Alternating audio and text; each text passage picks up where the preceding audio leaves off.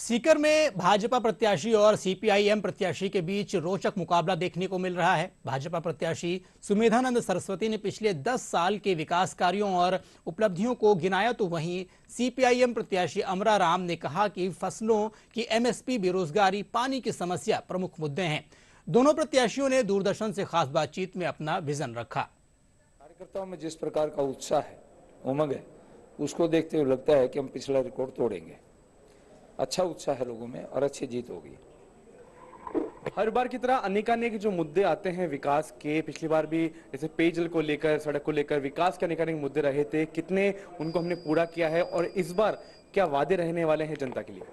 माननीय भजनलाल जी की सरकार बनने के बाद हमने 2 काम और किए हैं। एक तो पेयजल के लिए हमारी 6 विधानसभाओं में संकट था, तो इंदिरा गांधी नहर से पानी आएगा, उसका बजट स्वीकृत हो गया, डीपीआर कंप्लीट हो गया है। 2 साल के भीतर हम लोगों को पानी पिला देंगे। यमुना जल समझौता हुआ है, उसमें अभी डीपीआर तैयार होगा और मेरा विचार है कि 5 साल का हमारा कार्यकाल है, उसमें उसका काम शुरू होकर के और वो जो नदी का पानी है, बाढ़ का पानी, 4-5 महीने वो भी मिल जाएगा। सीकर को शिक्षा की नगरी भी कहा जाता है। एजुकेशन हब बनाने के लिए आपके विचार भी थे और आपने कहा था कि अथक प्रयास किए जाएंगे, उसमें कहां तक अपडेट है? और अभी हमें सीकर में कुछ और काम भी करने हैं। अभी विश्वविद्यालय बन गया है, विश्वविद्यालय में बहुत से सब्जेक्ट हैं और हैं, ये आने हैं।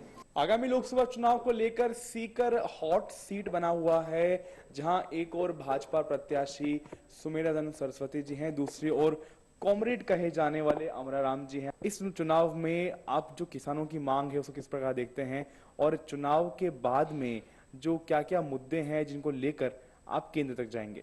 सबसे बड़ा मुद्दा तो इस सीकर लोकसभा क्षेत्र का है पेयजल का। मतलब मेजोरिटी गांव 60-65% गांव और कस्बे आज शुद्ध पेयजल के लिए तरस रहे हैं। दूसरी जैसे किसान को एमएसपी का सवाल है। जो खेती में जो इनपुट्स थे, डीजल हो, खाद हो, बीज हो, इनके कंपनियों के हवाले करने से कई गुना रेट बढ़ गई और उस अनुसार किसान की पैदावार का भाव नहीं मिलता। इसलिए सबसे बड़ी घाटे का सौदा इन नीतियों के कारण खेती हुई है और यही सरकार चाहती है। इसलिए एमएसपी की गारंटी हो, ये कानून है। एक रोजगार का सवाल है, महंगाई से सरकारी जो विश्वविद्यालय है उसमें आज भी सिवाय डिपार्टमेंट के एक भी सेंटर कॉलेज नहीं है। तो केवल डिपार्टमेंट से तो विश्वविद्यालय नहीं चलता, केवल विश्वविद्यालय के एग्जाम कंडक्ट करने के लिए तो नहीं है। बहरहाल क्या होगा लोकसभा चुनाव का परिणाम ये जल्द ही सबके सामने होगा। कैमरामैन राकेश पटेल के साथ में लक्ष्य आर्य, डीडी न्यूज, जयपुर।